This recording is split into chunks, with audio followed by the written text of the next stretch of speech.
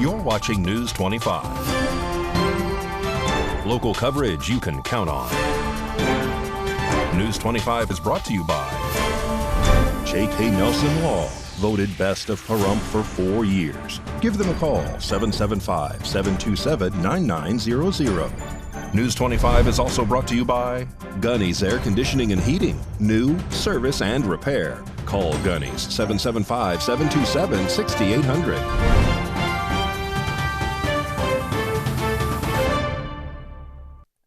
Thank you for joining us here on News 25 and Ace Country Radio, and now streaming at kpvm.tv. I am Rory Rossell here on this Thursday, February 15th. Now, 3 people have been detained as authorities continue to investigate the shooting that happened on Wednesday at the parade for the Kansas City Chiefs. RJ Camacho has this story. Authorities in Kansas City have released additional information regarding the shooting that occurred on Wednesday, February 14th. Police Chief Stacey Graves has confirmed that 22 people have been injured due to the shooting, ranging between the ages of 8 and 47 years old. However, according to the police chief, half of those injured were under the age of 16. A mother of 2 was killed in the shooting as well, identified as Lisa Lopez Galvin, who was the host of Taste of Tejano. 3 people were detained, 2 of which being juveniles, and firearms were recovered during the mayhem. Investigators are currently calling for witnesses, people with cell phone footage of the incident as well as victims, to speak with them. According to reports, the shooting stemmed from a dispute between several people. Kansas City Police Chief Stacey Graves spoke on the matter, stating that, "We are working to determine the involvement of others, and it should be noted we have recovered several firearms. This incident is still a very active investigation." The mayor of Kansas City, Mayor Quinton Lucas, spoke on the matter as well, stating that, "We did everything to make this event as safe as possible, but as long as we have fools who will commit these types of acts, as long as we have their access to firearms with this level of capacity, then we may see incidents like this one." According to a nurse from Children's Mercy in Kansas City, 12 patients were being treated there from the rally, 11 of which were children between the ages of 6 and 15. However, all are expected to recover. At St. Luke's Hospital, 1 person remains there in critical condition, while 4 others who suffered injuries while fleeing have been treated and released. The Kansas City Chiefs, who the parade was for, released a statement as well late Wednesday, stating that they are in close communication with the mayor's office, as well as the Kansas City Police Department. At the time of their statement, they reported that all players, coaches, staff, and their families were safe and accounted for. As the investigation continues, the identities of those detained, as well as their involvement in the incident, has yet to be released. On Wednesday around noon, Nye County Sheriff's Office deputies were dispatched to the Wine Ridge RV Resort for an alleged hostage situation, where a man held a knife to his mother's throat. News 25 caught up with Sheriff Joe McGill to tell us this story. Hi, this is Sheriff Joe McGill. Yesterday, on February 15th, we had an incident at the Wine Ridge RV Park, which is the RV park attached to the winery off of Highway 160.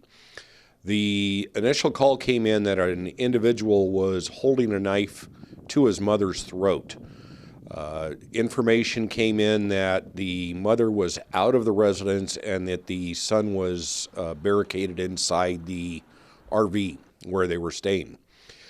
Deputies arrived and attempted to make contact with the individual inside and call him out, and he refused to come out for some time.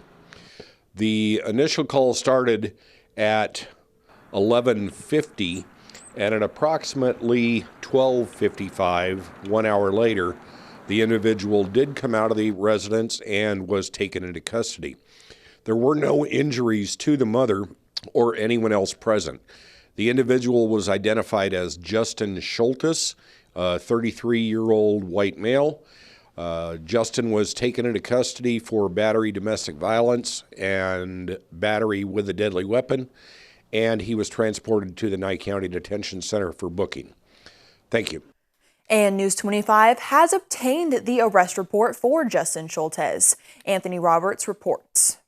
On Wednesday, February 14th, Just before noon, deputies were dispatched to the Wine Ridge RV resort for a domestic in progress. Upon arrival, they made contact with the suspect's mother, who stated that she had just arrived home and her son Justin was in the dining room making a mess. She then told Justin to clean up, and then he started yelling and spitting on her. According to the report, Justin then told her to get out and that the trailer was his. As she was leaving the trailer, Justin started getting violent, then allegedly grabbed a knife from the table and held it inches away from her throat and said, "I'm going to kill you."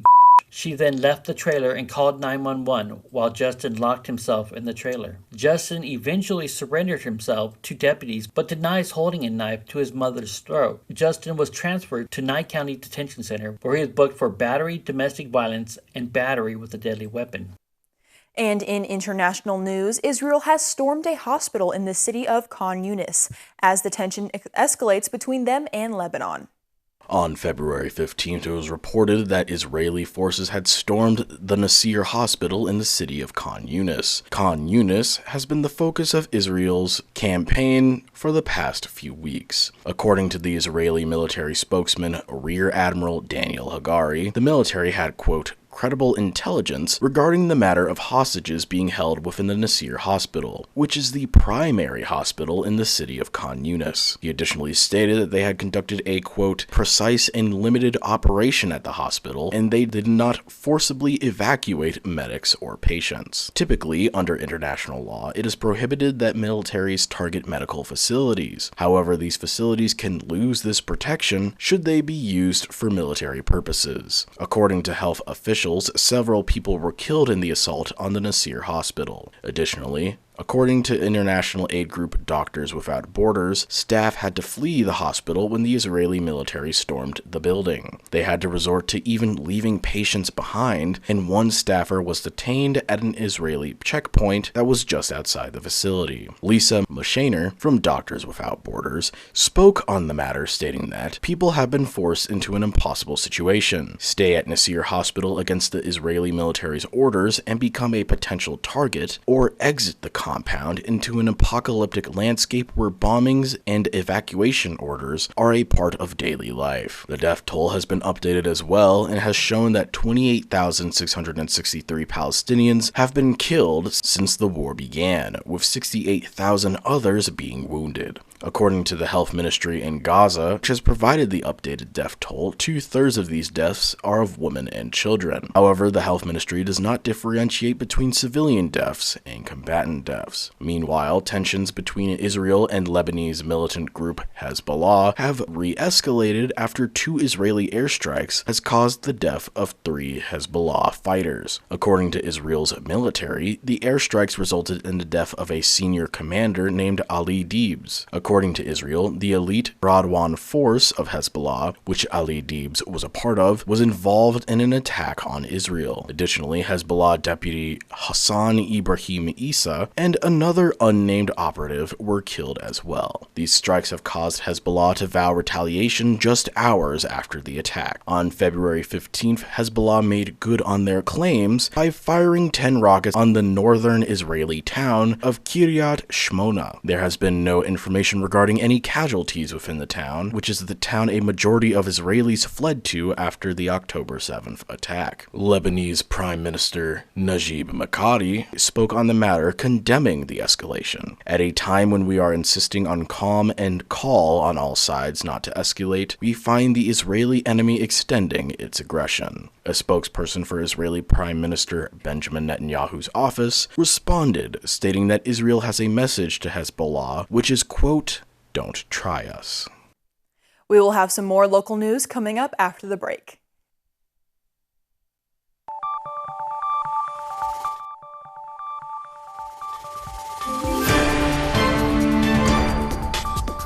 You're watching News 25. Local coverage you can count on. This segment of the news is brought to you by Pahrumps United Rentals. From home to job site, they have all your equipment needs. Call 775-990-4260.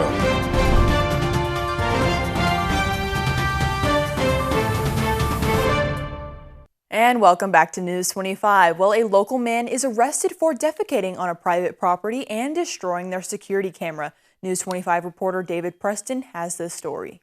On February 12th of this year, Nye County Sheriff's Office responded to a call for service here in Pahrump in reference to a male that defecated in the reporting party's front yard and then broke her security camera. Details of the report further state that the male was dressed in a black beanie, black leather jacket, black gloves, black sunglasses, black pants, and black boots. While en route to the scene, sheriff deputies observed a male subject walking east on the north side of Highway 372 at Pahrump Valley Boulevard that matched the description of the male suspect and conducted a person stop. The male, identified as Stephen Singer, was detained for questioning. According to the declaration of arrest, Stephen appeared to be casing the residence, then pulled down his pants, exposing his genitalia and buttocks, and defecated in her front yard. Then Stephen walked over and allegedly ripped the front yard security camera out of the wall and threw it onto the ground. During the investigation, sheriff deputies reviewed the recorded video from the front yard camera provided by the reporting party. In the video, you can clearly see Stephen expose himself at the front of the residence, exposing himself in a place clearly visible by neighbors as well as traffic on Highway 372. Deputies then observed video footage of Stephen walking over to the camera and ripping it down, causing the camera to be damaged. Sheriff deputies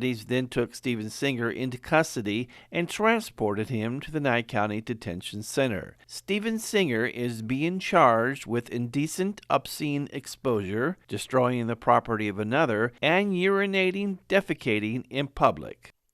With February being American Heart Month, Red Cross of Southern Nevada is encouraging CPR training.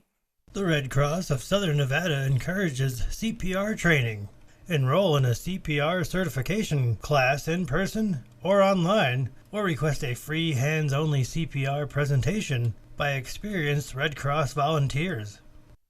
You never know when you might need to use CPR, whether you have kids or have parents or spouse or anything. You could be at a grocery store and somebody could have a heart attack or cardiac arrest, and you may need to use that life-saving skill. And again, we know that most people that survive a cardiac arrest do so because somebody was trained and was able to step in and begin administering CPR until emergency medical services could arrive. Sir, are you okay? Are you okay? I'm then going to scan the chest for signs of breathing. I'm not going to check for a pulse. Instead, I'm going to see if I can see his chest rise and fall for no more than 10 seconds. Heel of my hand, interlacing my fingers, leaning up over the chest and starting compressions. 1, 2, 3, 4, 5, 6, 7, 8. Now it's important that I push hard and I push fast. So I want to make sure that I'm going at least 2 inches deep into the chest while also giving compressions at a rate of 100 to 120 times in a single minute.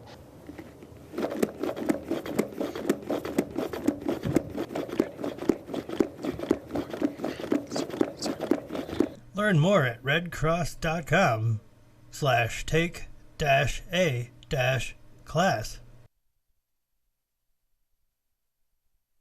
Jess from Saida Trudeau is here to tell us about why President's Day is a great time to purchase a vehicle in today's business brief. Hey everybody, Jesse here for Saida Trudeau, Chrysler, Jeep, Dodge, and Ram. I'm the general manager of Saida Trudeau. I've been working there for 21 years, serving this community. Saida Trudeau has been around for 23 years, proud to serve this community. The reason President's Day is a great day to shop and buy a car is because everybody's off work. So the dealerships really get involved. They have, as we are, we're having a tent event at the Pahrump Nugget on February 16th, 17th, 18th, and President's Day the 19th. We're dropping all our prices. That way everybody that's out can come visit us and take advantage of those prices. Interest rates are going to be low. On new cars, we're going to have on select vehicles, interest rates as low as 1.9%, 2.9%, 3.9%. As you well know, that it's hard to get great interest rates right now with the feds raising the rates the way they did. But the manufacturers are getting involved in helping with incentives, large rebates, and incentivized rates to bring the customers out for President's Day. So hopefully everybody comes out and sees us, and we're going to have some great deals. And even on used cars, we're dropping the prices on everything. Are you tired of drafty windows and the extra energy consumption that goes with them? Well, sealing the windows that yourself with caulking can be an easy and affordable solution, so join us as Valley Electric shows us how to seal and waterproof leaky windows. This segment of News 25 is brought to you by Valley Electric and its family of companies focused on serving our members. We're better together.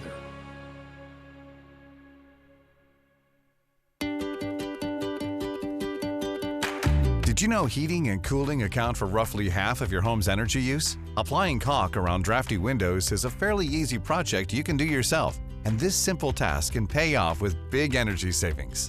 Here's what you'll need: caulk gun, putty knife, rags, scissors, and safety goggles.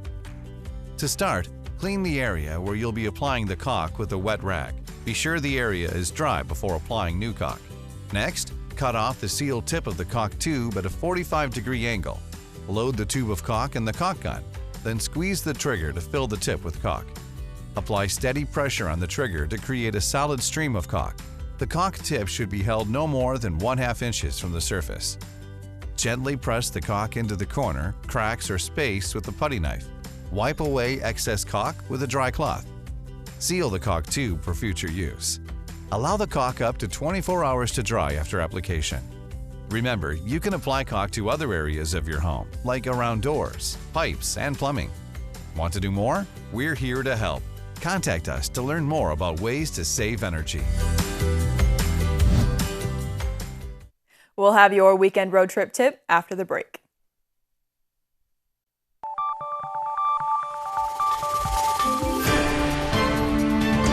You're watching News 25. Local coverage you can count on. News 25 is brought to you by Mountain West Lawyer, Injury Attorneys, 727-9500.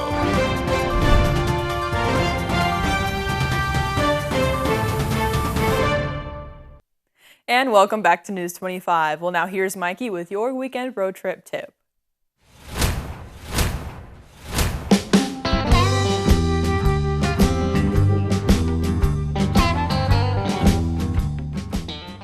Looking to get away this weekend? Just about an hour away in Tacoma, California. The China Ranch Date Farm. This farm is a lush piece of greenery. The Mojave Desert near southern Death Valley. Cottonwoods, willows, wandering stream, oh my, date palms, and abundant wildlife, all hidden away some of the most spectacular scenery the desert has to offer. Hiking includes the Old Spanish Trail, abandoned mines, or just relax and browse the store that offers several varieties of California dates, muffins, date shakes, date nut bread, cookies. Oh, and did I mention the date shake? If you go this weekend, get your flea market on.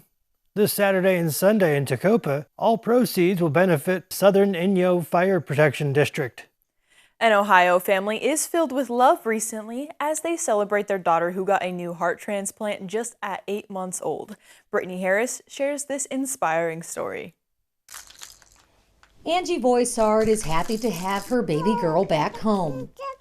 Pregnancy was completely normal, just like all of my other kids, no complications at all. But everything changed when Bella turned 2 months old. I came home from work and her breathing was very rapid. So Angie rushed her to the hospital. They took an image of her heart and told us that it was very enlarged and to pray because we may lose Bella because all the other organs were also failing at the same time. Due to the severity of her condition, Bella was transferred to Cleveland Clinic Children's, where she met with Dr. Gerard Boyle. She was on ECMO. It essentially does the work of the heart and the lungs. And she was still very sick. And we did an echocardiogram, and her heart was not doing very much at all. The decision was made to put her on the heart transplant list. Me and Dad were like, how did we get here? It took a toll on our whole family. 6 months later, Angie finally got the call they had been praying for. A donor heart became available. But this heart was just perfect. The size of the donor, the age of the donor, the function of the heart, were all perfect. And when that happens, our surgeons are incredibly skilled at removing the old heart, putting in the new one. And in this case, it was really seamless. Fast forward to now, and Bella is doing great. Angie credits everyone on the medical team and her faith in God. To make it to where we are now, just so blessed to have her still here with us. For Cleveland Clinic, I'm Brittany Harris. Since Bella spent so much of her infancy in the hospital, she missed out on many milestones, like learning how to eat on her own. Though through therapy, Angie says that she is expected to be just fine. News 25 WeatherCam is brought to you by Lerner and Rowe Injury Attorney's Office in Pahrump. In a wreck, need a check? Call 702-877-1500. Well, taking a look outside, the clouds and the snow are looking really nice, and Mikey's going to have your weather forecast coming up after the break.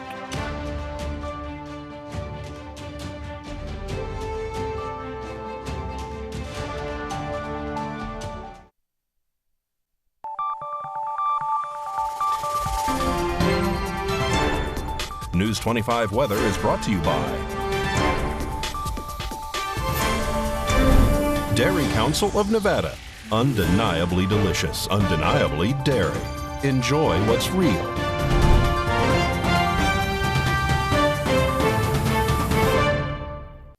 Hi, good evening, Nevada. I'm Mike Ruhan from the Channel 25 Weather Studios, all up and down the Ace Country Radio Network, and to your mobile device at www.kpvm.tv.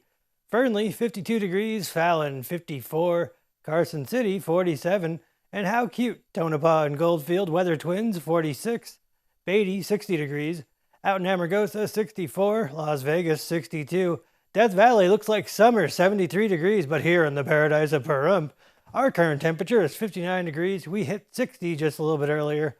Winds out of the west-southwest at 4 miles per hour. Humidity, 45%. Sun rose this morning at 6:31. Set this evening at 5:25 under beautiful, partly cloudy skies. Low is going to be 39 degrees tonight. Humidity up to 68%. I bet you there's clouds tomorrow. Yep, there's clouds tomorrow. 65 degrees tomorrow. Saturday looks nice, almost 70 degrees at 68. Sunday, beautiful sunshine, 64 degrees. Then next week, starting Monday, we have a 17% chance of rain, 42% on Tuesday and Wednesday, 37%. And it gets back up to 62 on Thursday. Something to look forward to. Nice weather. Well, and rain. Back to the desk. Here's Rory. Thank you so much, Mikey. Well, that is going to wrap up this edition of News 25. I am Roy Rosell. We will see you on the next newscast. Have a great night.